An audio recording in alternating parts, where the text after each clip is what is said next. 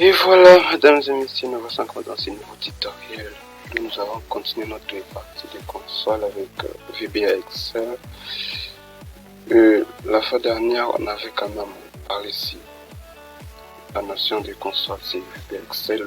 On avait introduit quand même dans la leçon quelques exercices, l'affichage des données, l'entrée des données, c'était la saisie des données et la déclaration des variables. Et voilà, nous avons toujours notre fichier console VBA. Et je me rends directement dans notre éditeur VBA Visual Basic. Et voilà, c'était ici dans notre module qu'on avait créé console. C'était ici qu'on mettait nos codes. Alors en première position, je dois d'abord afficher ma fenêtre d'exécution. Voilà, ici j'aurai la fenêtre d'exécution.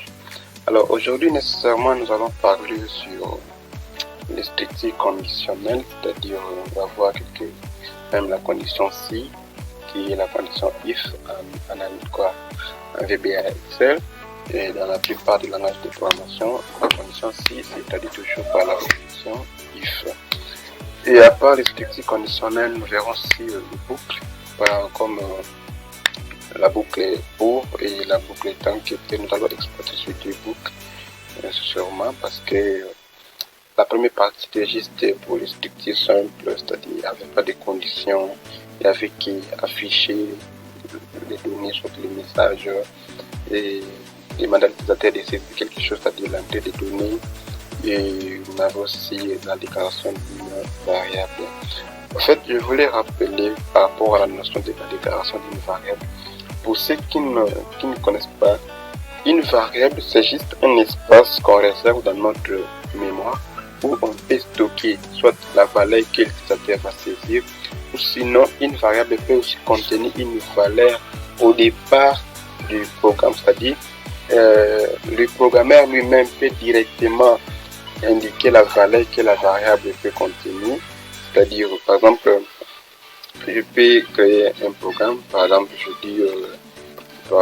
dis sub exemple, je dis par exemple sub exemple et je peux déclarer une variable par l'instruction dim. Je dis la variable n c'est un entier, c'est une variable de type entier et la variable est déclarée. Mais la valeur qui sera stockée dans cette variable, soit ça peut être défini par le programmeur lui-même, ce qu'on appelle l'affectation, c'est-à-dire on affecte directement la valeur dans la variable. Je peux directement dire par exemple dans la variable n, j'affecte la valeur par exemple de 5. Vous voyez? Donc à ce niveau ici, c'est ça qu'on appelle l'affectation. Je viens d'affecter la valeur 5 dans la variable n. Et là, la valeur 5 se trouve dans la variable n. Mais tout comme on peut aussi demander à l'utilisateur lui-même de saisir une variable. Et dès qu'on récupère la valeur, on le stocke dans la variable. Comme ici, par exemple, si je souhaite afficher la valeur qui se trouve dans la variable n, c'est-à-dire avec l'instruction de BigPrint, je dis n, une fois que j'exécute, vous voyez que ici j'aurai 5 dans la fenêtre d'exécution. Pourquoi? Parce que j'ai affecté la valeur 5 dans la variable n. Donc la variable c'est juste un espace réservé pour stocker une valeur. Donc que ce soit numérique, entier ou sinon longue, donc des réels, que ce soit string, des chaînes de caractères, tous sont des valeurs.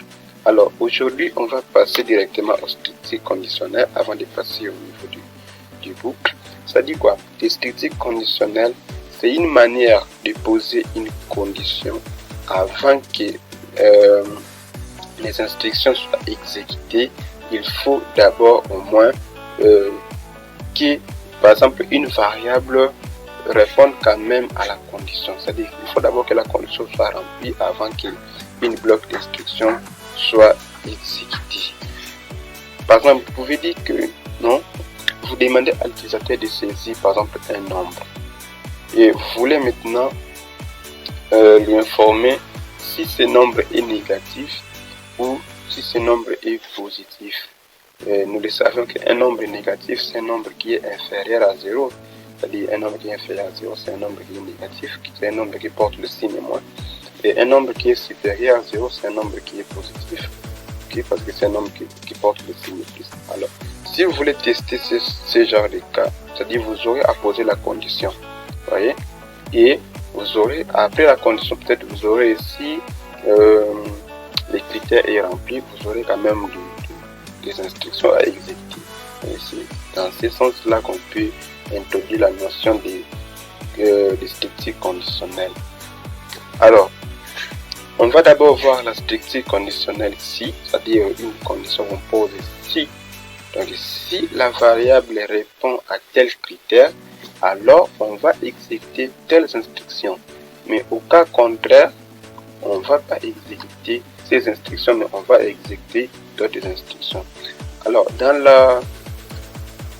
dans la condition si, on peut avoir une condition si qui est simple, c'est-à-dire une condition qui n'a qu'une seule condition. Par exemple, on dit seulement si et on va exécuter une bloc d'instruction. Au cas contraire, on ne fait rien.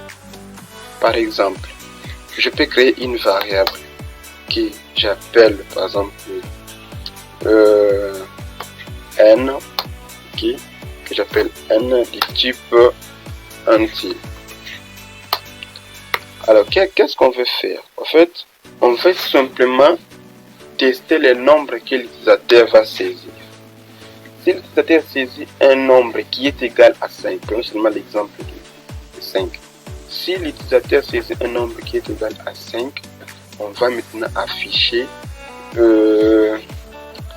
ces nombres-là. Par exemple, il saisit 5, on affiche aussi 5. Mais au cas contraire, s'il saisit autre nombre, on ne fait rien, on ne va rien afficher. Okay? Alors, la variable est déclarée. Qu'est-ce qu'il faut faire? Du fait que l'utilisateur va saisir un nombre, on va maintenant demander à l'utilisateur de saisir un nombre. Moyennant l'instruction input_box. Input_box, je dis, ça pouvait être accompagné avec un message. Je peux dire, par exemple, saisir un nombre. Saisir un nombre. Mais là, je n'ai pas indiqué la variable d'où on va stocker notre valeur que l'utilisateur va saisir. Donc, je dis la variable n reçoit input_box. Voilà, ce que l'utilisateur va saisir. Et enfin, qu'est-ce que je vais faire? Après la saisie des données, je vais maintenant examiner, soit tester la variable n. Si elle est égale à 5 ou pas. Qu'est-ce que je vais dire? Si n est égal à 5, alors, donc if n est égal à 5, then, if ici c'est si, then c'est alors. Et je dis quoi? Si n est égal à 5, on va afficher la valeur de n. Sinon, on pouvait quand même l'accompagner avec un message. On pouvait dire debug print. Ok. On associe avec un message. On dit vous avez saisi. Par exemple, vous avez saisi. Je mets point virgule n. Vous avez saisi et puis on affiche la valeur qu'il avait saisie. Et j'aurai un if. Dans ce cas ici, on n'a pas le cas contraire. Donc, cette ligne d'instruction sera exécutée lorsque la valeur qu'il a saisie est égale à 5. Donc, vous voyez un peu comment on a posé notre condition. Donc, si la valeur que l'utilisateur a saisie est égale à 5, alors on va écrire ceci. On va exécuter cette instruction. On va dire vous avez saisi 5. Mais si la valeur qu'il a saisie n'est pas égale à 5, il ne fait rien. Attendez, vous allez voir. Alors, on va essayer un peu d'exécuter. On enregistre notre travail. On essaye un peu d'exécuter. Désolé, qu'est-ce qui n'a pas marché? C'est juste que l'instruction if, c'est-à-dire la condition if, se ferme avec un if. Désolé, c'était juste une erreur. Alors, on va essayer un peu d'exécuter. Et voilà, il nous demande de saisir un nombre. Je dis par exemple 5. Une fois, je clique sur OK. Et là, il me dit quoi? Vous avez saisi 5. Pourquoi il a affiché ce message? Parce que la valeur que j'ai saisie est égale à 5. C'est-à-dire, la condition est vraie. Et c'est pourquoi il nous a exécuté cette ligne d'instruction. Essayons un peu d'afficher autre chose. On va voir s'il va exécuter ou pas. Je dis par exemple 4. Je clique sur OK. Et là, il n'a rien affiché. Vous voyez? C'est-à-dire, avec la condition simple qui n'a pas le cas contraire, c'est-à-dire on met seulement si, et au cas contraire on fait rien. Alors, essayons un peu de passer à la deuxième phase de la condition si. C'est-à-dire quoi? Nous avons deux structures. Nous avons si et sinon.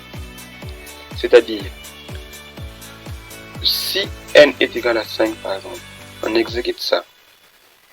Et si n n'est pas égal à 5, qu'est-ce qu'on va faire? Vous voyez? Donc nous passons maintenant dans les sinon. Si la condition est vraie, on exécute une bloc d'instruction indiquée. Et si la condition n'est pas vraie, on a aussi d'autres instructions à exécuter. Donc si vous avez besoin d'exécuter une bloc d'instruction au cas où la condition est vraie, vous insérez la bloc d'instruction. Et si vous voyez que au cas contraire que la condition n'est pas vraie, vous avez aussi d'autres instructions à exécuter, vous complétez par sinon. Et le sinon c'est le else. Voilà. Donc ici, si n est égal à 5, on affiche et vous avez ces 5. Ok. Sinon ici on va compléter les messages. Donc on va dire vous avez saisi une valeur égale à n. Voilà. Une valeur égale à la valeur qu'il a saisie. Et ici, qu'est-ce qu'on va dire? Au cas où il n'a pas saisi 5, on dit quoi? Debug print, on dit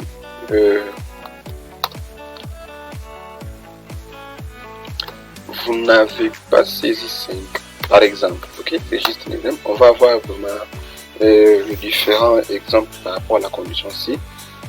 Vous n'avez pas saisi 5 par exemple, on peut dire ça. Voilà, et on enregistre notre travail et puis on va essayer un peu d'exécuter. Au cas où j'ai saisi 5, on va voir qu'est-ce qui va se passer. Et là il m'a dit quoi? Vous avez saisi une valeur égale à 5. Ok, voilà. Alors on va essayer un peu de saisir une valeur différente de 5. Je dis par exemple D. Et là il m'a dit quoi? Vous n'avez pas saisi 5. Vous voyez, du fait que D n'est pas égal à 5, il est passé dans les sinon. Donc il a exécuté l'instruction qui est dans les sinon. Et là c'est très simple. Vous voyez. Alors, à part les cas de sinon, on peut avoir aussi dans une condition, on a plusieurs critères. On a plusieurs conditions. Si cette condition n'est pas vraie, ou soit on peut aussi vérifier d'autres conditions. On peut avoir 4 ou 5 conditions qu'on veut vérifier. Et là, il est favorable d'utiliser la structure qu'on appelle la condition si imbriquée. Si on appelle la condition si imbriquée, c'est-à-dire vous avez plusieurs conditions à vérifier et vous pouvez quand même utiliser la structure si imbriquée. Là, on insère maintenant les sinon si, sinon si, sinon si, sinon si, sinon si. Alors, mettons un peu un exemple en place qu'on va travailler ensemble.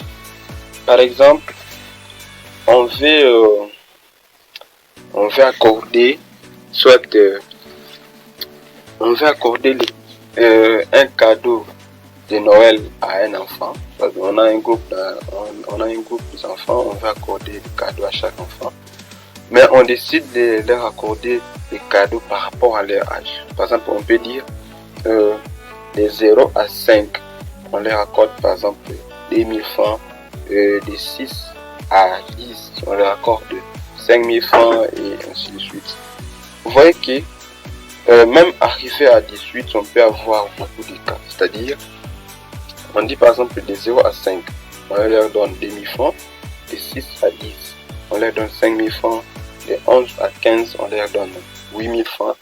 Et de 15 à 18, on leur donne 10 000 francs. Vous voyez qu'on a plusieurs cas. Soit l'enfant peut avoir l'âge égal à de 0 à 5, sinon il peut avoir de 6 à 10, de 11 à 15, ou sinon de 16 à 18, par exemple. Vous voyez, là maintenant on a plusieurs cas à traiter. Dans ce cas, on va utiliser les si imbriqués. on aura les sinon si, sinon si, sinon si, sinon si, et ainsi de suite. Bien, on va commencer la résolution de notre exercice. Là, j'enlève. Et j'enlève même aussi ici pour plus de compréhension. Je vais déclarer d'abord la variable qui va stocker l'âge que l'utilisateur va saisir. Parce que l'utilisateur doit saisir l'âge de l'enfant. Et c'est par là qu'on saura combien qu'on doit accorder à cet enfant. Okay? Ici, je dis quoi? Je déclare d'abord la variable. Je dis la variable, par exemple, âge. Attention, c'est une variable. Une variable ne peut pas avoir des caractères centrés. C'est pourquoi j'ai écrit âge sans accent. Âge, pardon, c'est un anti-cageur. Voilà.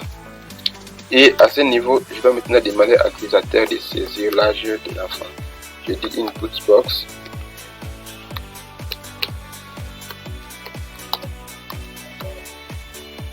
À ce niveau, maintenant, je peux utiliser les caractères centrés parce que c'est juste un message. Saisir l'âge de l'enfant.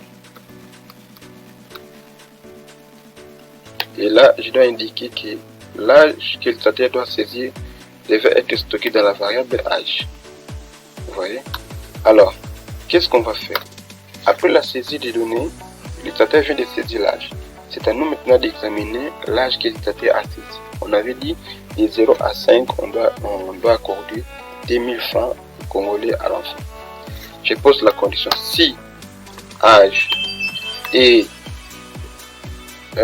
inférieur ou égal, parce que inférieur ou égal à 5, donc de 0 à 5, inférieur ou égal à 5.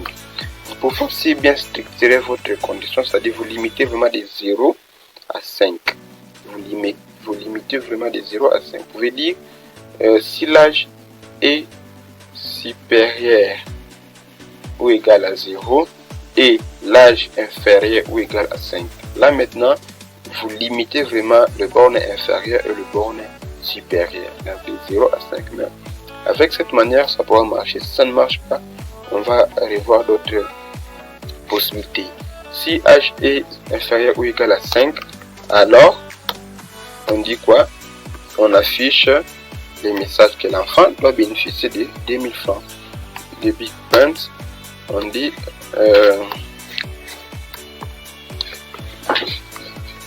simplement l'enfant doit avoir 2000 francs. Par exemple, on dit simplement 2000 francs congolais. Et voilà. Là, au cas où l'enfant a un âge qui varie de 0 à 5. Et si l'enfant a un âge qui varie de 6 à 10 ans, qu'est-ce qu'on va faire? On dit maintenant else if. Vous voyez? Sinon, si on pose encore la condition âge est inférieur ou égal, okay, inférieur ou égal à 10, qu'est-ce qu'on va faire? Parce que dès qu'on limite la première condition inférieur ou égal à 5, si cela est vrai, il ne va pas vérifier celle-ci. Il vérifie simplement la première condition et les autres ignorent. Vous voyez? Égal à 10, 10, on affiche quoi? On va simplement copier les messages parce que c'est toujours le même message. On va simplement modifier le montant. On dit l'enfant doit avoir de 6 à 10 ans, on dit par exemple 5000 francs. Et sinon si, vous voyez, on parle toujours dans les sinon si. Sinon si âge est inférieur ou égal, bien, à 15. Donc on va de 11 à 15. Alors, qu'est-ce qu'on va faire? On va afficher encore que l'enfant doit avoir ici sur 8000 francs. Donc là c'est de 11 à 15, c'est 8000 francs. Et sinon si désolé, sinon si âge est inférieur ou égal à 18, alors qu'est-ce qu'on devait faire? On doit afficher que l'enfant doit avoir 10 000 francs. Par exemple, c'est juste un exemple, 10 000 francs. Maintenant, imaginez que il y a un adulte qui se présente. Il a ni de 0 à 5, ni de 6 à 10, 11, 15, 16, 18. Mais c'est un adulte, il n'est pas éligible à bénéficier de ce cadre-là. Là maintenant, on passe dans les sinon, parce que il ne fait pas partie parmi ces critères, soit ces différentes conditions ici. Donc on passe maintenant dans les sinon, et on va dire quoi? On affiche un message, l'enfant est déjà majeur, par exemple. C'est juste un exemple. L'enfant est déjà majeur. Par exemple, vous pouvez dire ça. Et après, nos conditions, on ferme par un if. Et voilà, là, ce sont mes conditions que je viens de poser, c'est-à-dire une condition si qui est imbriquée. On a un if, et sinon si, donc else if, else if, else if, else. Donc on a si, sinon si, sinon si, sinon si et sinon, et voilà. Alors on doit pouvoir tester chaque cas. J'ai dit saisir l'âge de l'enfant. Je dis par exemple D. Or D est compris entre 0 et 5. Normalement il devait afficher demi-francs. Et on va voir qu'est-ce qu'on dit. L'enfant doit avoir 2000 francs. Vous voyez? Dans la première condition déjà, ça marche. On va pouvoir tester la deuxième condition. Par exemple, on va saisir 6. On va essayer. On dit par exemple 6. 6 est compris entre 6 et 10. On dit quoi? L'enfant doit avoir 5000 francs. Vous voyez que ça marche très bien. Voilà. Donc de 6 à 10, on avait dit quoi? 5000 francs. Alors, on va pouvoir tester le troisième cas ici. Donc, qui part de 11 à 15. J'ai dit, par exemple, 12.